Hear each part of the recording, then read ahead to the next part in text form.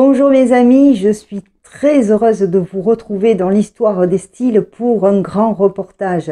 Je dis un grand reportage parce qu'il sera en 2 parties. Alors, ne traînons pas, partons tout de suite pour la Grèce et son histoire.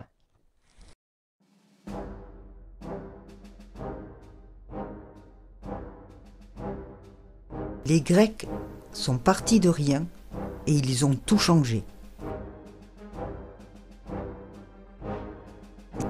Ils ont inventé le théâtre, l'architecture et l'art. Ils ont posé les fondements de la démocratie et révolutionné notre façon d'appréhender les phénomènes naturels. À cette époque, c'est une explosion d'idées qui donneront naissance à une culture exceptionnelle. Les Grecs ont porté le savoir-faire à un niveau jamais atteint.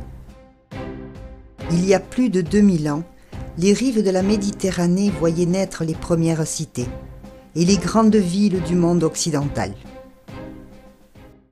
S'y épanouissaient en plus de l'architecture et de l'art, la philosophie, la science et le commerce.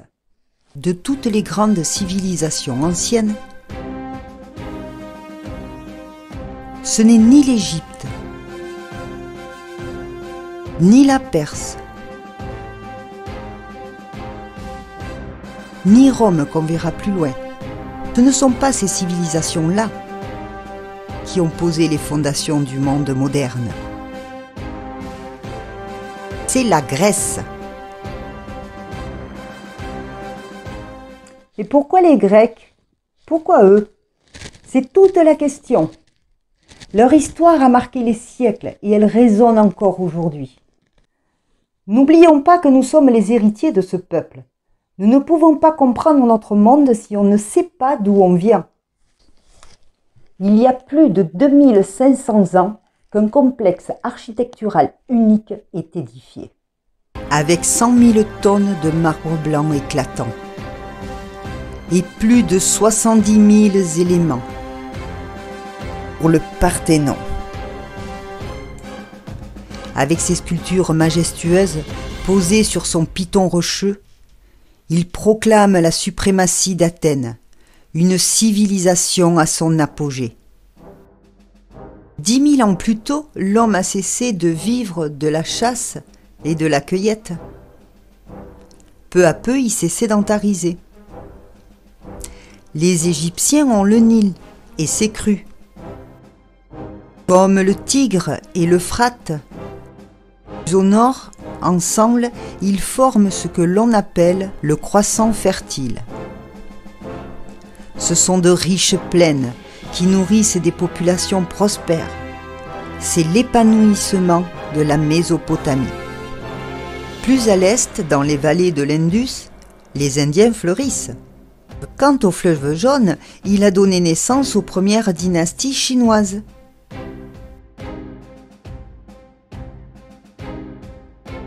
Mais les hommes installés dans le sud de la Grèce n'ont pas autant de chance. Ici, pas de fleuve ni de terre fertile. Des côtes accidentées et de la pierre au bord d'une mer salée. Très minéral, c'est un environnement difficile. Mais la Grèce va savoir tirer avantage de cette mer. Entourée de nombreuses îles avec des kilomètres de côtes, alors la mer devient un endroit vital. Les Grecs se sont tournés vers elle et a fait d'eux très tôt de grands navigateurs. C'est en mer Égée qu'ils ont évolué d'île en île. Ils vont en tirer de nombreuses richesses, hormis le poisson qui les nourrisse. Ils vont découvrir l'éponge et créer cette pêche si dangereuse et encore pratiquée de nos jours. Puis, ce fameux marbre blanc, ils vont naviguer, échanger de la marchandise, mais aussi des idées. Et grâce à leurs compétences maritimes, ils vont se connecter à ce réseau qui réunit toutes les régions et les cultures de la Méditerranée orientale. et ce sera un atout crucial pour la suite. Tout commence il y a 5000 ans, quand le néolithique fait place à l'âge de bronze. C'est alors la première économie globalisée.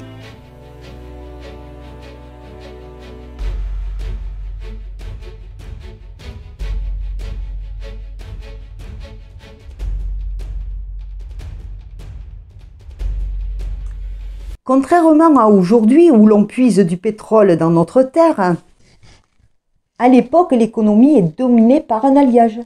Un métal composé à 90% de cuivre et à 10% d'étain, chauffé à 1100 degrés, c'est le bronze.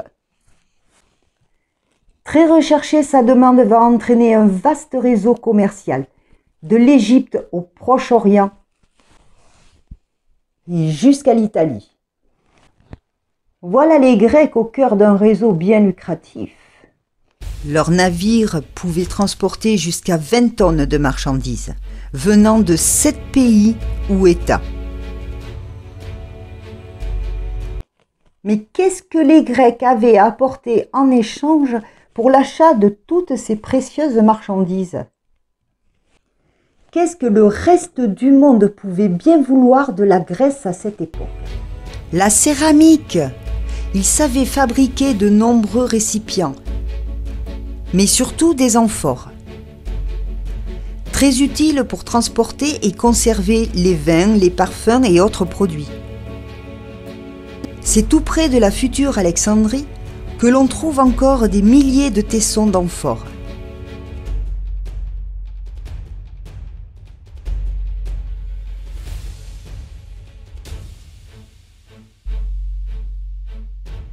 Mieux, on en fabrique encore de nos jours, avec les mêmes techniques qu'à l'époque, en tirant l'argile des lits de petites rivières. Les amphores étaient cuites dans des fours immenses, pouvant accueillir plus de 600 pièces à la fois. Aujourd'hui, ce système est perpétué et les céramiques sont cuites une fois à la semaine, dans un même four où le feu est surveillé et entretenu toute la nuit. C'est l'un des plus vieux métiers du monde. La Grèce est indissociable de ses dieux. En voici les 12 divinités principales. Artémis, déesse de la chasteté. Sœur jumelle d'Apollon, dieu du soleil, tous deux s'opposent et se complètent. C'est une déesse vierge par ses propres choix. Elle est protectrice de la jeunesse. Apollon, dieu poète et de la musique, dieu enchanteur, pur et avec beaucoup d'amoureuses. On le surnommait Phébus, le brillant. Dieu artiste, simple et modéré, il était associé au dieu de la lumière et du soleil. Hestia, déesse du foyer et du feu, sœur de Zeus, Poséidon, Hadès et Héra, elle protège les foyers et apporte le bien-être dans tous les temples. C'est la déesse la plus aimée et la plus respectée. Héra, déesse du mariage. Héra est la seule déesse mariée. Elle est la déesse du mariage légitime. Les Grecs la respectent et la considèrent comme la protectrice de la fécondité des couples. Mariée à Zeus, Héra en est très jalouse. Elle en sera même méchante avec les enfants de ses rivales. Elle aura quand même 3 enfants avec Zeus, Hébé, Ilithyie et Arès. Aphrodite, déesse de l'amour. Elle aurait eu une vie amoureuse mouvementée. Prise de force par Héphaïstos, dieu laid et boiteux, cela ne l'empêchera pas, entre autres, d'être en secret amoureuse de Arès, dieu de la guerre. Aphrodisiaque tout ça. Arès, dieu de la guerre. Arès va au combat, sème le carnage où il passe, se réjouit du sang. Il est habité d'une fureur guerrière. Sa sœur Éris, déesse de la discorde, l'accompagne au combat. Athéna, déesse de la prudence guerrière, protectrice de la vie civilisée d'Athènes. Les Athéniens la vénèrent entre autres pour son don du savoir-faire agricole. Elle est la protectrice des artisans et des travailleurs et préserve également leur santé. Poséidon, dieu de la mer. Dieu des tremblements de terre, dieu colérique. Hadès, dieu des enfers. Il réside dans un monde souterrain.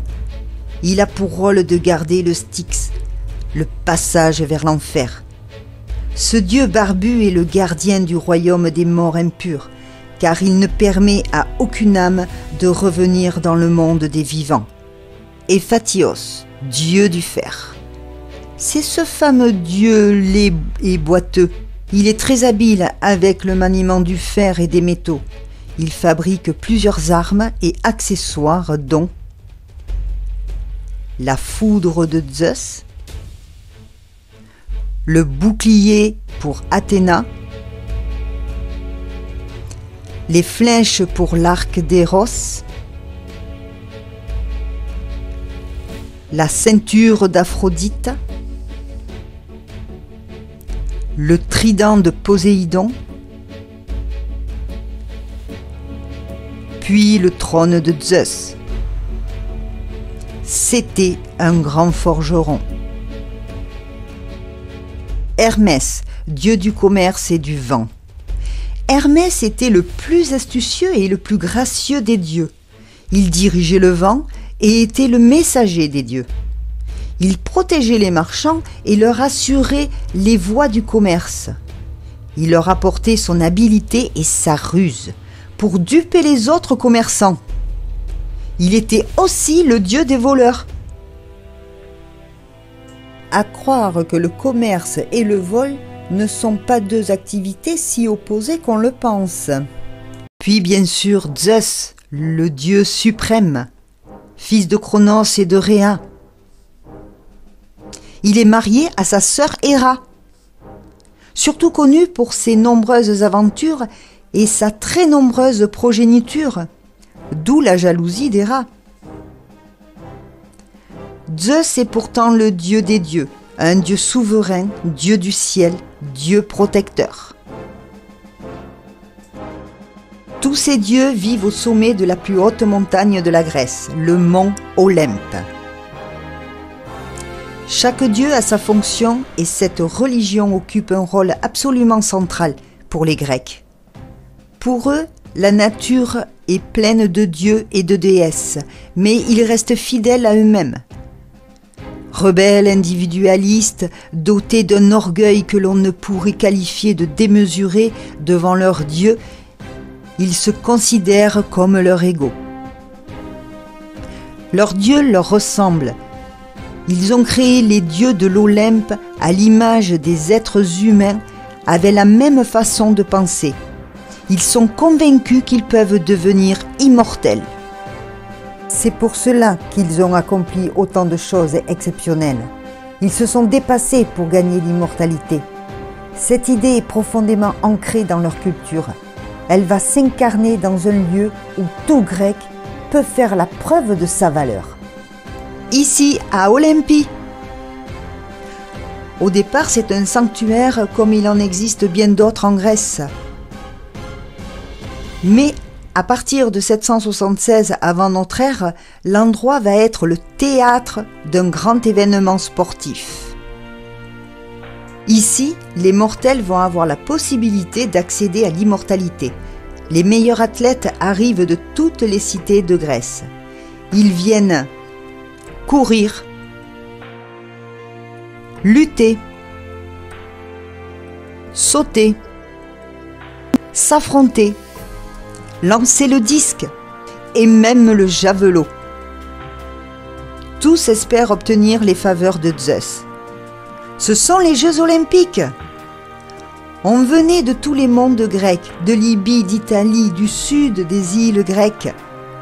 Et tous étaient accompagnés de leur administrateur. La seule exigence requise est d'être grec. Et il faut aussi être un homme libre. Et surtout, il faut courir nu. Car les Grecs de l'Antiquité étaient fascinés par la beauté. Ils vouaient un culte particulier à la beauté physique. considéraient que le corps masculin était aussi beau que le corps féminin. Chaque année, ces jeux sont organisés par 4 sanctuaires consacrés. Olympie,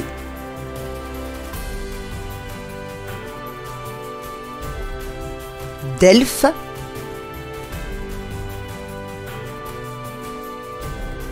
Némée et l'isthme de Corinthe. Chacun de ces 4 sites les organise à tour de rôle.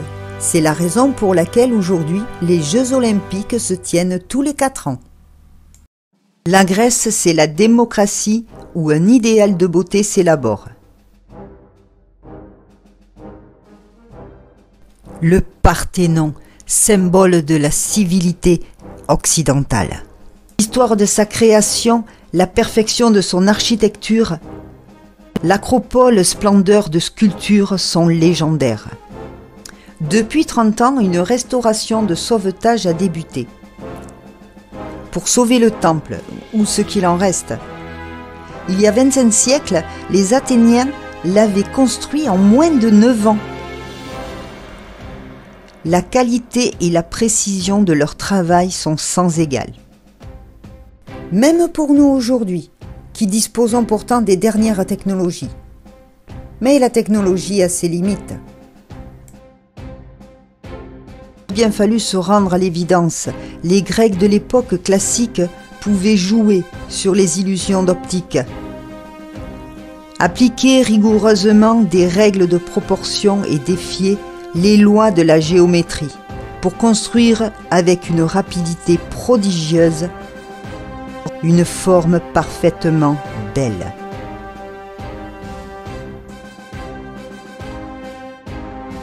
Les artisans en ce temps-là inventaient des techniques qu'aucun traité nous a léguées.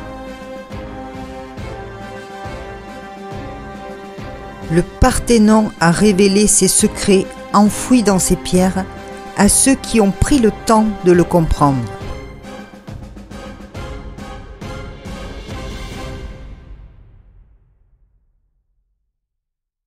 Ces colonnes définissent des proportions parfaites qui sont basées sur le module rayon de la base de la colonne. Ce rayon est pris pour unité de mesure.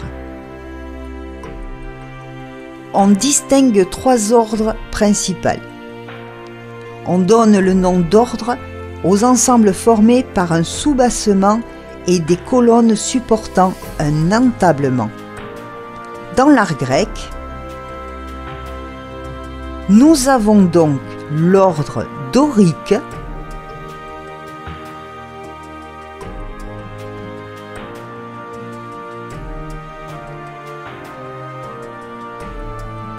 l'ordre ionique,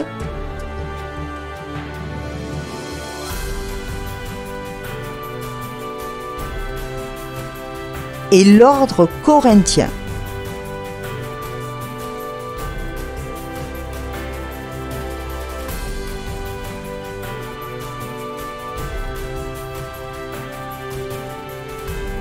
L'on peut rajouter l'ordre cariatide, moins connu.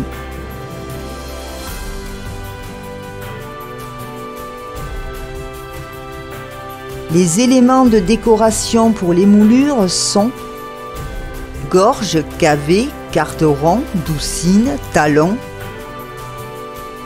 différentes tores et baguettes. Les éléments de décoration, ornements géométriques, portent les noms de vagues ou postes, entrelacs, canaux, gouttes, denticules, perles, olives, pièces. Nous trouverons aussi des ornements appelés grecs, frettes, oves, raies de cœur, cantes, palmettes pour le palmier.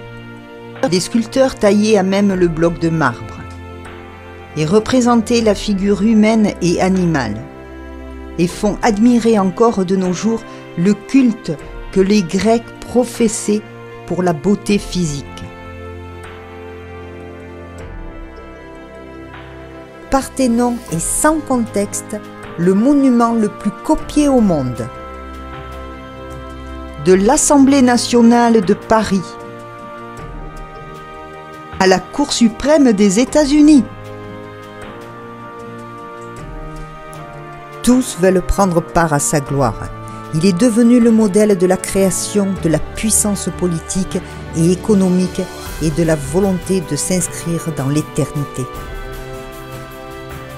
Mais aujourd'hui, il n'est plus que l'ombre de lui-même.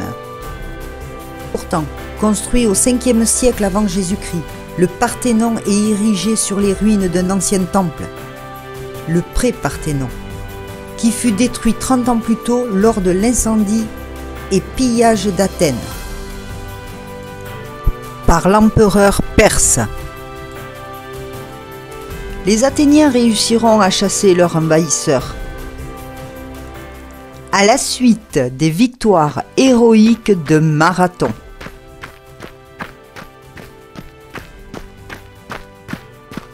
Avec Périclès, le Parthénon est reconstruit à l'image de la grandeur d'Athènes, pris sous la protection d'Athéniens, mais aussi à l'image de la culture, la collaboration et la beauté.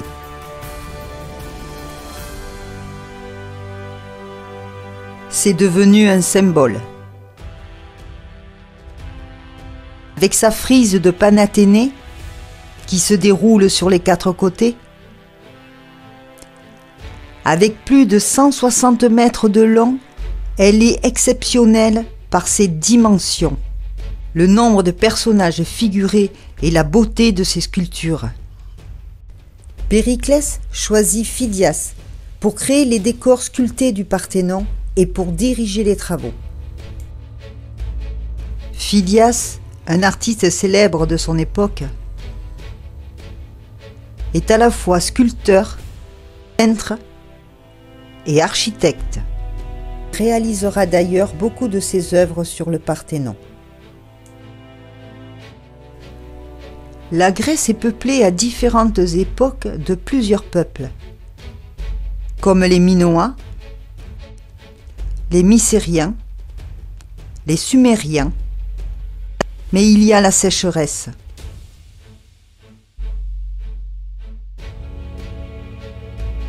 La famine, des incendies, des séismes.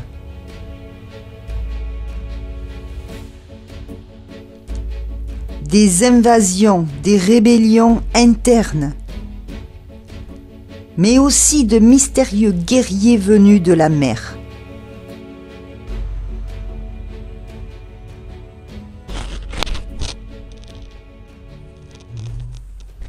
Et Nanou, Nanou, oh Nanou, c'est à toi. Oh, pardon.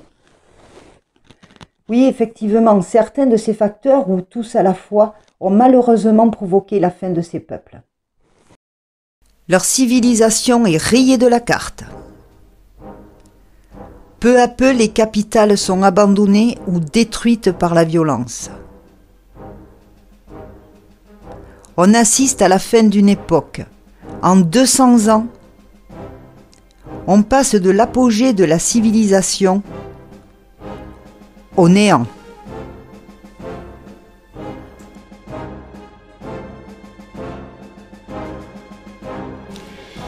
Les grands empires ont disparu. Les Égyptiens sont si affaiblis qu'ils ne sont plus que l'ombre d'eux-mêmes. C'est un épisode sans précédent pour toute l'humanité. Nous ne sommes pas retournés à l'âge des cavernes. Mais la civilisation s'est effondrée. On entre dans ce que nous appelons les siècles obscurs. Les Grecs vont devoir remonter la pente. Et ils vont y arriver. Mais c'est la fin de la première partie. Mais ne pars pas de suite, toi. Il y reste encore 3 ou 4 images pour terminer ce grand reportage. N'oubliez pas de me mettre vos petits pouces, s'il vous plaît. Ça ferait vraiment plaisir. Si tu n'es pas abonné, ben c'est le moment. Il faut t'abonner parce que plein de belles choses à voir et il y en aura d'autres. Et en attendant, je vous remercie beaucoup d'avoir regardé ce reportage jusqu'au bout. Je vous dis à très vite. Et là, nous irons à Alexandrie, bien sûr. Allez, ciao, ciao, bisous. Ciao.